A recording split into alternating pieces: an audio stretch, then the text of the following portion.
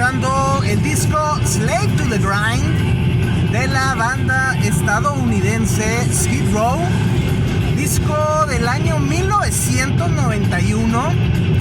En mi humilde opinión, un disco que más o menos sigue la línea del disco de 1987, Appetite for Destruction, de Guns N' Roses.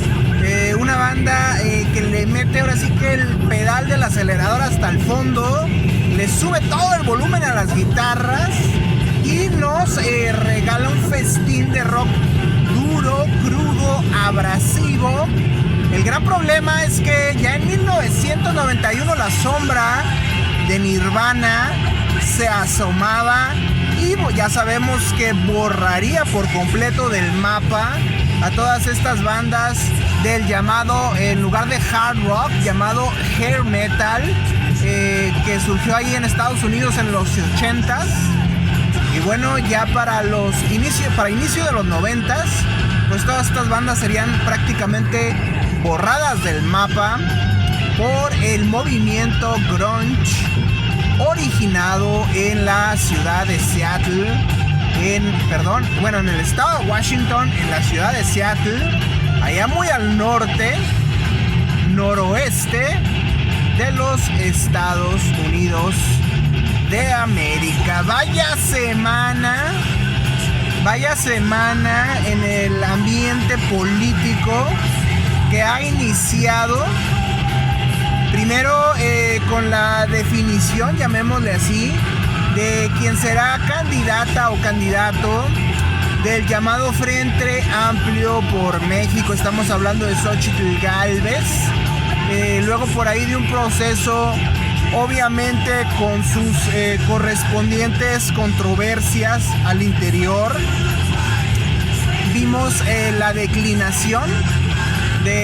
Vimos para empezar primero que quedó borrado del mapa el PRD como el partido pequeño o el partido minúsculo de este Frente Amplio. En realidad no figura mucho el PRD y prácticamente todos sus candidatos se dieron cuenta muy pronto que no iban a poder reunir por su estructura el mínimo de firmas requeridas para presentar la opción a ser candidatos.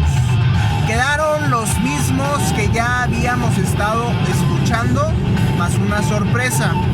Estaba obviamente Santiago Krill, estaba Enrique de la Madrid, que ya tienen años sonando y mucha gente dice es que serían fabulosos candidatos. No, serían buenos funcionarios, sí, pero dudo mucho que cualquiera de ellos dos hubiera sido un buen candidato. La sorpresa, Beatriz Paredes, una estupenda operadora política. Siempre la comparo con Ricardo Anaya del PAN o con Ricardo Monreal de Morena. Son personajes que te pueden cambiar toda la jugada en una elección, en una de estas deliberaciones que hacen en los senados, en las cámaras. Son personajes que te mueven todo el tablero, pero por lo mismo de su maquiavelismo, de esta manera de manejarse tras bambalinas y de manejar la política dura, no son personajes que funcionen en un ambiente electoral o como candidatos o que puedan tener popularidad o generar este carisma, porque como les digo, son personajes un tanto oscuros, duros, brutales, despiadados y maquiavélicos. Y bueno, la gente cuando va a votar dice, ni madres, a estos güeyes no, porque me chingan. Prefieren a alguien con cara de pendejo, que se vea muy inocente, muy bonachón y que al final como quiera se lo chingue. Pero bueno, así funciona este tema de las elecciones y los candidatos a elección popular. Es un tema de popularidad, como si fuera la secundaria. ¿Quién es el más popular? No el más inteligente, no el más efectivo, no el más apto, pero bueno, el más popular, el que la gente diga, ese güey me cae bien, por ese solemos votar. Entonces estamos de la chingada en ese aspecto, pero bueno, así funciona esto. Se define Xóchitl Gálvez para el Frente Amplio por México y sorpresa, increíble, inesperada, inesperado. Nadie se lo hubiera podido imaginar que Claudia Sheinbaum fuera con el dedito designada, según esto, por unas encuestas, alrededor de 12,000 personas se les aplicaron, 12,000 mexicanos, y se decidió que Claudia Sheinbaum sería la candidata de la coalición de Morena, Partido Verde y Partido del Trabajo, los mopetes. Se decidió que Claudia Sheinbaum fuera la designada como candidata de los mopetes para ser la sucesora del presidente Andrés López en el año 2024. Y digo, bueno, estas controvertidas encuestas, muy diferente al método del Frente Amplio.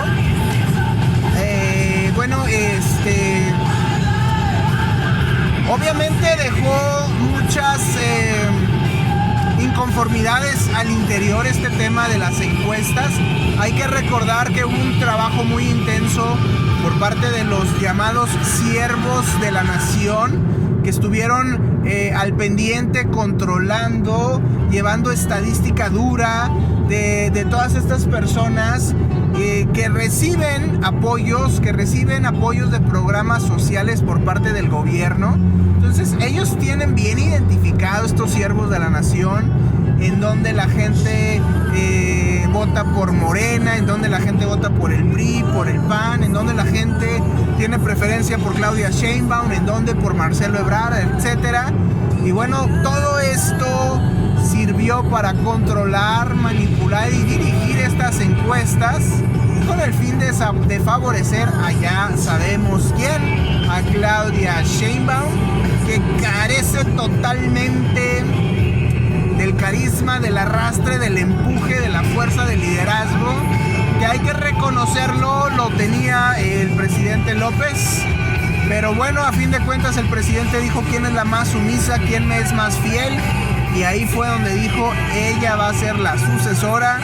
Supongo que para que el presidente López pueda seguir manejando el país tras bambalinas, como tanto denunció que lo hacía Carlos Salinas de Gortari.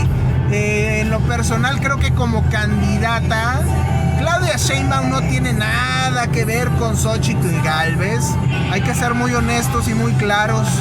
Ni de la Madrid ni Krill pudieron emocionar al votante. Hay que recordar que este tema de las redes sociales es un tema de emociones más que de razón, y ninguno, ni de la Madrid ni Krill, pudieron emocionar al votante en las redes sociales. Y obviamente de alguna forma Xochitl Gálvez pudo hacerlo. Desde un inicio del proceso ya sabíamos que la mejor candidata, no la mejor o la más apta o la más preparada, simplemente la que podía generar ese carisma, esa simpatía y esa popularidad, iba a ser Xochitl Gálvez. El que diga no me lo pude haber imaginado, nunca está mintiendo, o simplemente no le sabe nada a este tema, no le, como dicen, sube agua al tinaco. Era obvio que Gálvez iba a poder destacar, y aunque hayan declinado Santiago Krill, aunque haya declinado Enrique de la Madrid, aunque haya declinado Beatriz Paredes, una extraordinaria, como les digo, operadora, era obvio que cuando salió el nombre de Xochitl Gálvez a nivel global, cuando saltó a nivel global en las redes y todo,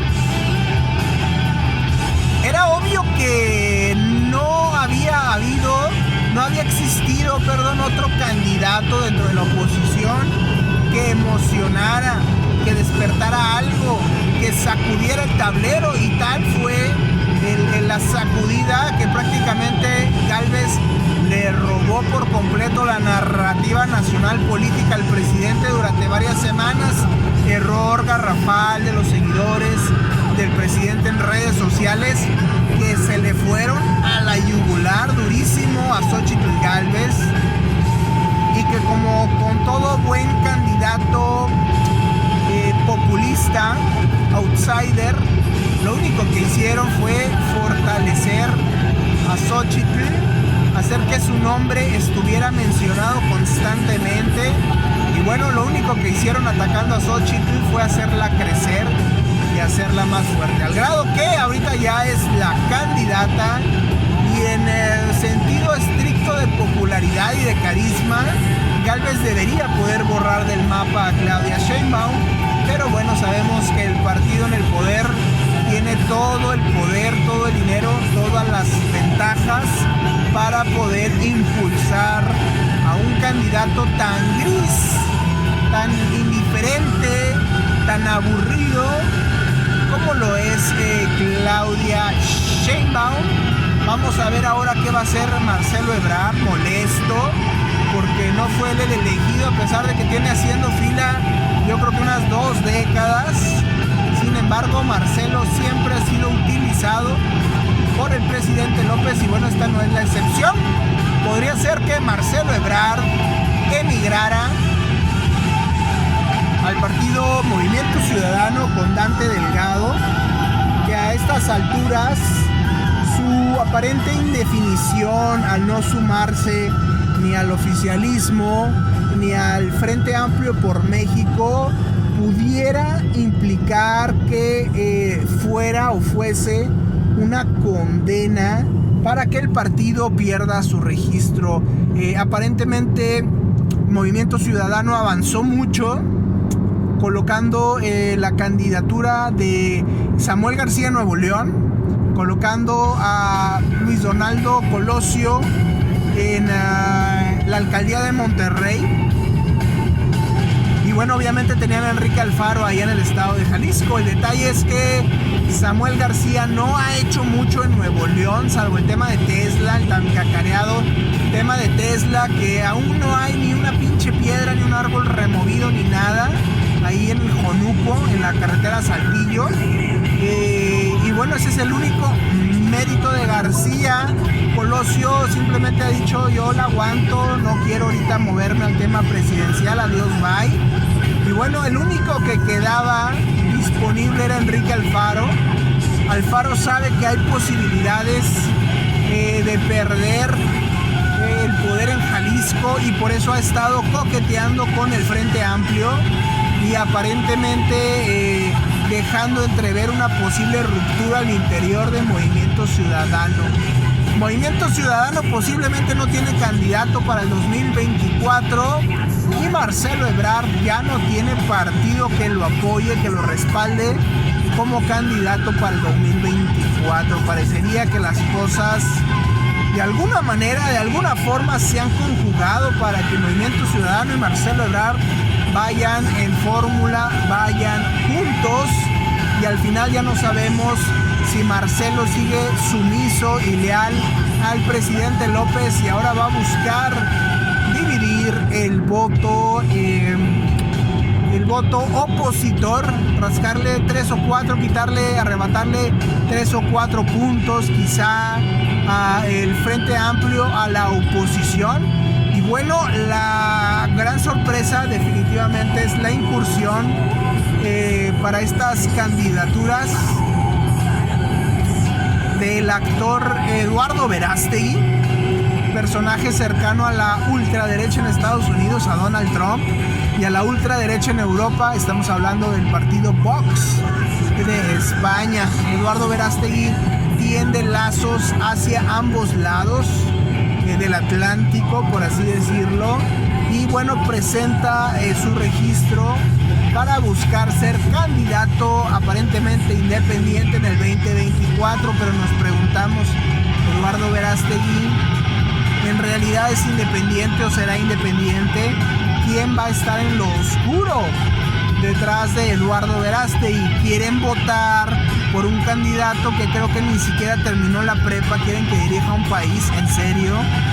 Quieren que dirija el país un personaje que parece un títere de Donald Trump y de la española Vox. ¿En serio? ¿Eso es lo que quieren? ¿De verdad piensan que Eduardo Verástegui tiene posibilidades siquiera de competir con quienes serán los punteros en esta contienda? O de o de plano ya podemos asegurar y confirmar que Eduardo Verástegui viene a hacer lo mismo que hacía el PES y Manuel Espino hace unos años? Buscar esas afinidades con el oficialismo y ver que la ultraderecha se filtre al gobierno, no mediante la vía del voto, que saben que es imposible, pero sí mediante la vía de la negociación y el chantaje con esos partidos en la cúpula del poder. Algunos dirán, ¡qué padre! Va a haber candidato de Morena, va a haber candidato del Frente, va a haber candidato de Movimiento Ciudadano y va a haber hasta un candidato independiente. Qué bonita es la democracia, van a decir algunos, pero no se olviden que en algún tiempo el PRI supo manejar muy bien ese tema de los partidos satélites, el PPS, el PAN, el PSUM y el Pinocho y el PEP y el PUP y el no sé qué, que a fin de cuentas todos quitaban votos, puntos, 3 o 4 puntos, 1 o 2 puntos, le quitaban votos finalmente a la verdadera oposición, que era aquel entonces el PAN contra el PRI, cuando era aquella dictadura perfecta. Entonces no es difícil suponer que Marcelo Ebrard va a buscar quitarle puntos a la oposición, quizá de la mano de Movimiento Ciudadano, y no dudemos que Eduardo Verástegui viene a lo mismo. Le van a dar dinerito para publicitarse, ya lo hizo mucho con su película esta de Sonidos de Libertad. Y bueno, ahora Verástegui, quizá con ese dinerito que ganó, pues está buscando impulsar una llamada candidatura independiente. Follow the money y averigüemos realmente quién está detrás de Verástegui.